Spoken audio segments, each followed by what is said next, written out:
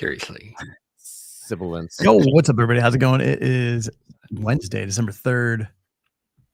Man, this week is going by fast. We got time flies when you're having fun, boys. Yeah. That's right, man. We got Cory the Caveman Connors coming at you live from Seattle. What's up, buddy? How's it going? The great Northwest. Beautiful. That's right. Giving sport in the flannel. I mean, still dark out. Fly in the flannel. I got flannel on. You are not cool. Anyway, back to Cory. Cory. Enough about you, Adam. That's right. Stop trying to take over the show. Beautiful. Yeah. So what's up, Cory? How's it going, man? You good?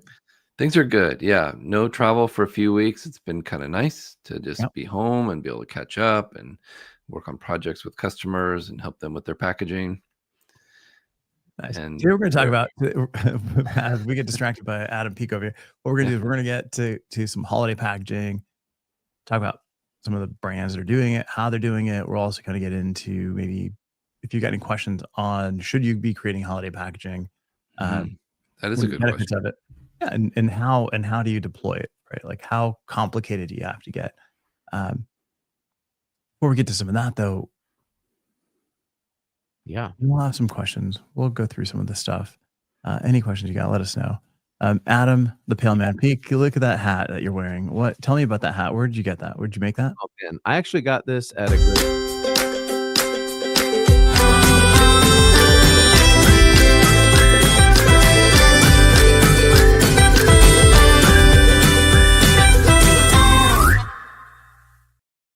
Most about it is the flexibility of the hat.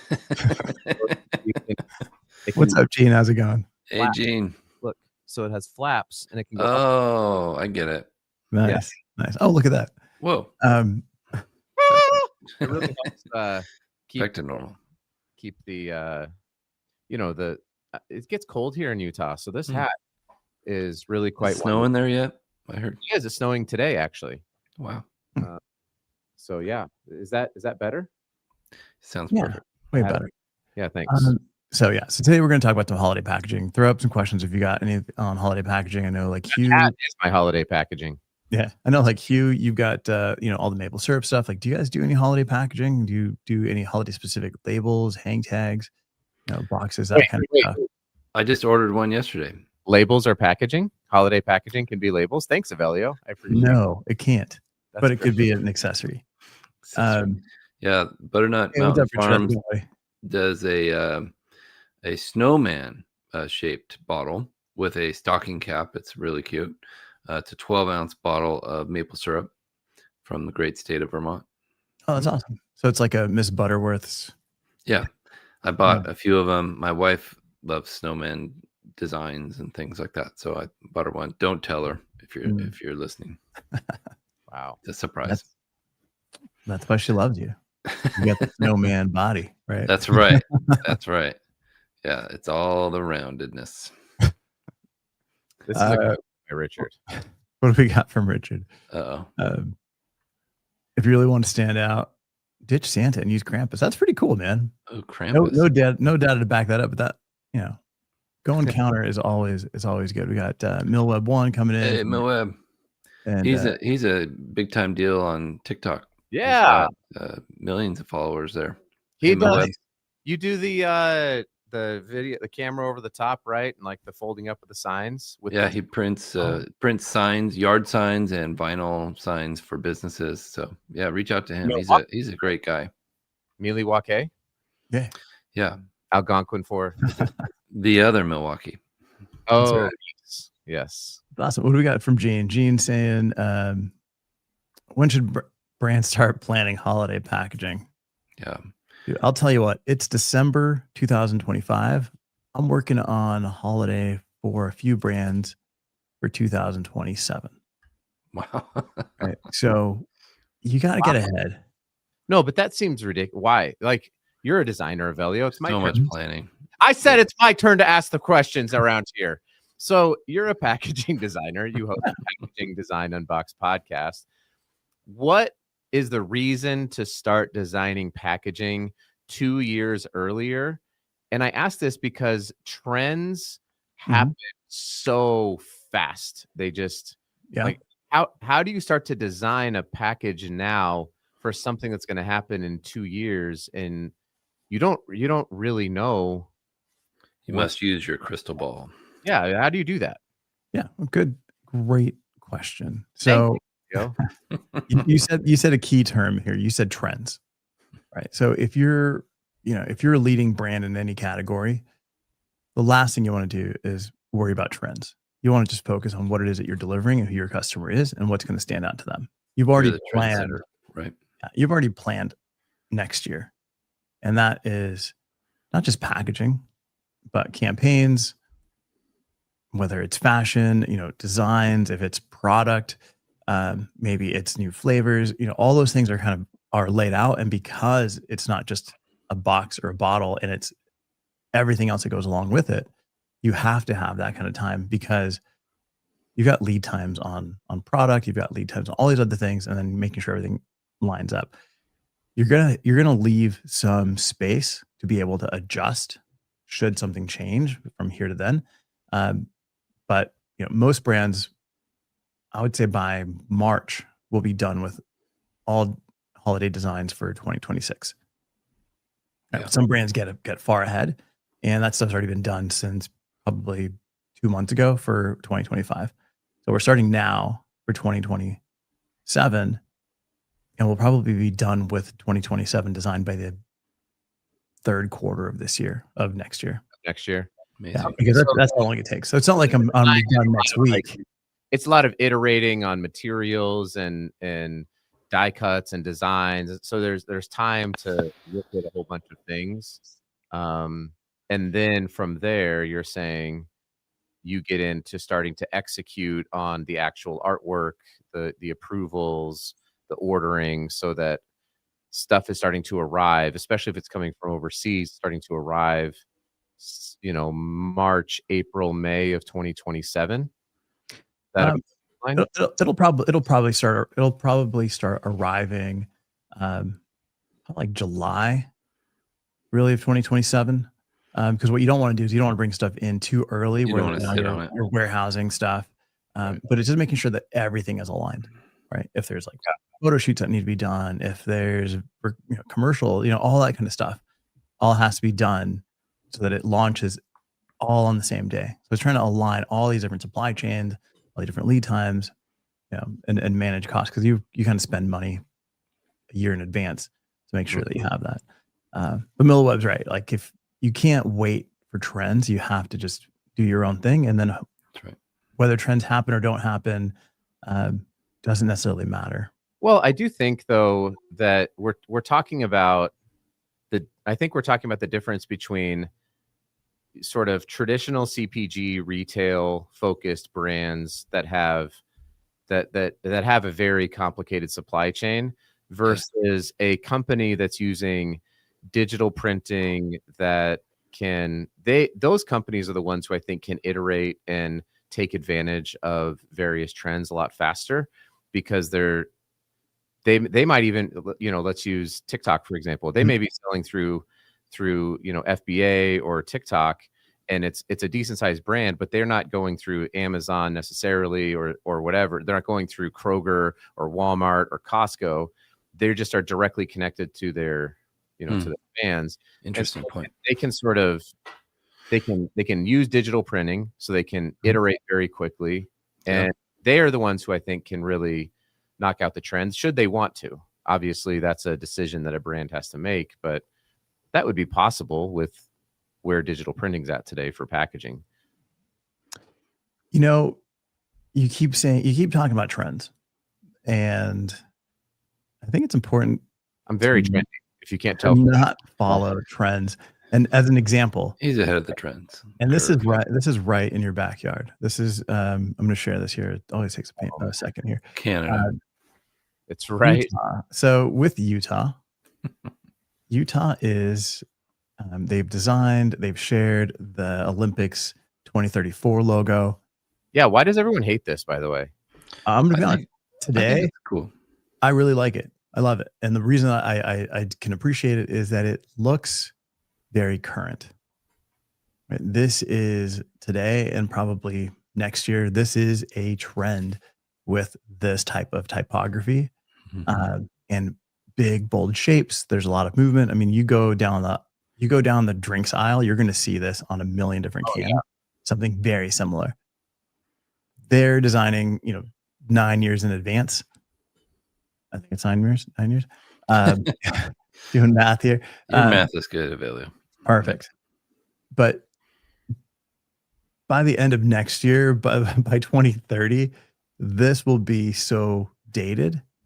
And I think that's the biggest issue, right? Yeah. Is that because it's so on trend for today that it's just going to be dated quickly.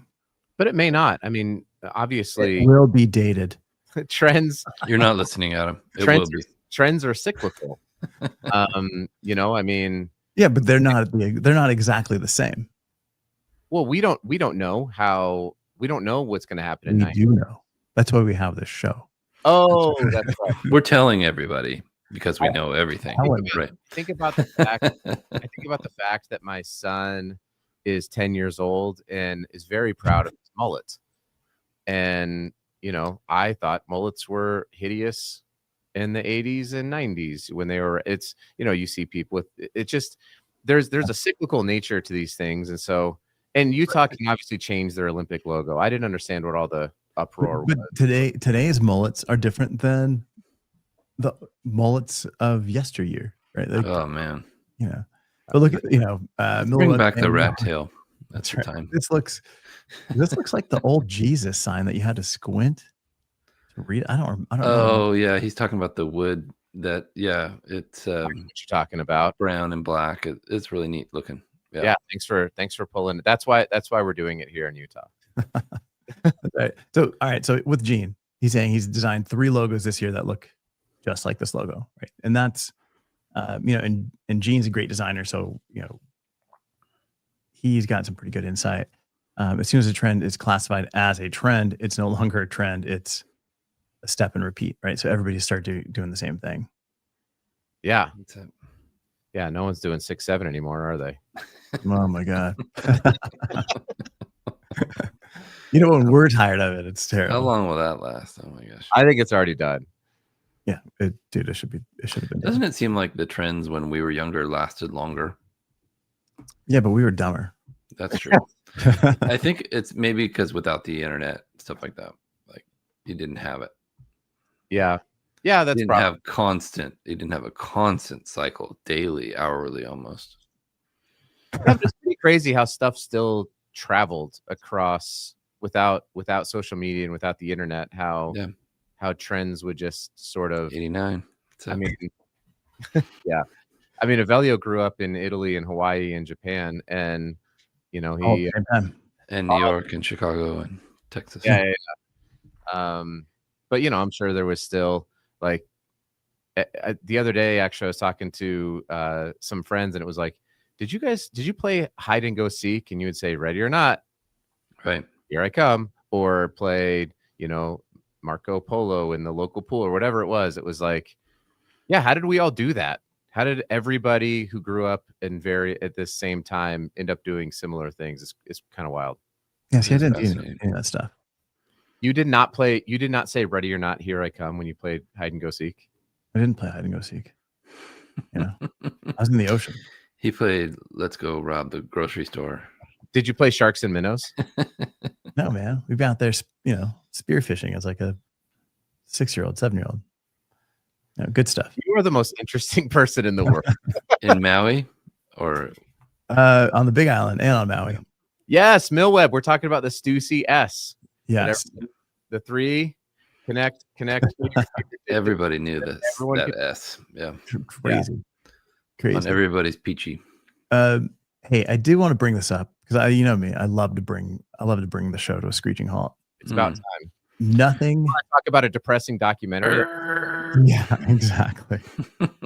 Documentary about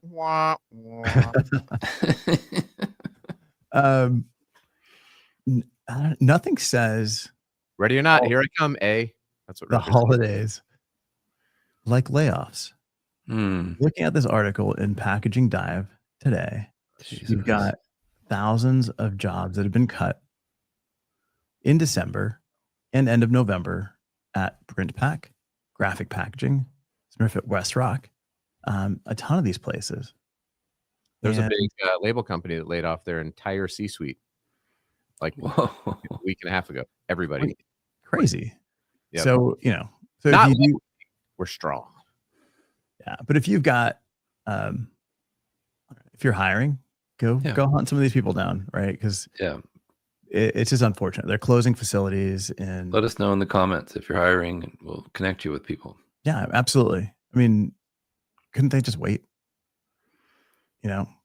Like it's rough. I know it's not an easy decision to lay people off or let people go. But man, it's rough. It's like, hey, happy holidays. I think people need to understand the economics of some of these companies, and especially if you're on a calendar year and you're looking to either borrow more money or you're looking to sell your company or sell off part of your company, which is you need those finances to look one way at the end of the year and be trending a certain way. And that's why these things happen towards the end of the year. And it sucks. It's the worst part about business, but again, I'm not going to sit here and say whether it's right or wrong, because I don't have $1 billion and I'm not running these companies, but there's a lot of it that's happening right now. There's a lot of big companies that have leveraged themselves with a lot of debt when debt was free, and now debt is very expensive, and they have shareholders that they need to pay back, and they're looking to get paid back. And interesting. Yeah, that's what's happening in not just our industry. Yeah, across the board. What's up, Tom? Hey, Tom. Yeah. So definitely, if you're hiring, go check out some of these people. And so how do you lay off an entire C-suite? I don't understand that. Like the board makes a decision. The board came in and said, "Peace out." Okay, that's terrible. Yeah. Or maybe it's the right move. I don't know. Who knows? Maybe that company needed that shakeup. Yeah. And I'm sure that'll be in the news here soon, but so I won't share the name, but it was it's a big deal. Label queen. It's not. It was the label princes. Mm-hmm. Yeah, the label peasants. Makes sense. Yeah. So definitely go check out some people and hire some people if you're hiring. On the packaging for holiday side. Oh yeah, that's what we're going to talk about. No, and that's what we have been covering. I think what's the issue on the sustainability side, right? Because now you have to kind of think. Yeah. A lot of it gets tossed. Right.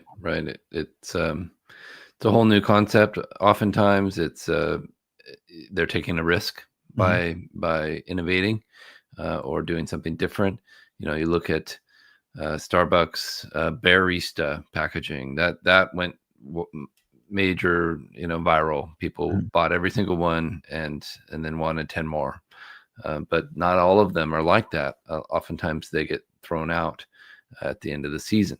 And I watch a lot of dumpster dive videos on TikTok and Instagram. They're really interesting to see how after a season, they'll go into the dumpster behind the whatever store and they'll say, okay, here's the display that was the seasonal one. And it's hundreds of dollars worth of merchandise often. And it just gets tossed because they need to make room for the next season. And so oftentimes it can be wasteful, but it can also help their brand and consumers enjoy it. And so there's different ways of looking at it. Yeah, I know for us, like one of the things that we do is we'll look at, we'll kind of forecast quantities and have an idea of what to expect to sell. But then let's say you're producing one particular product for everyday packaging.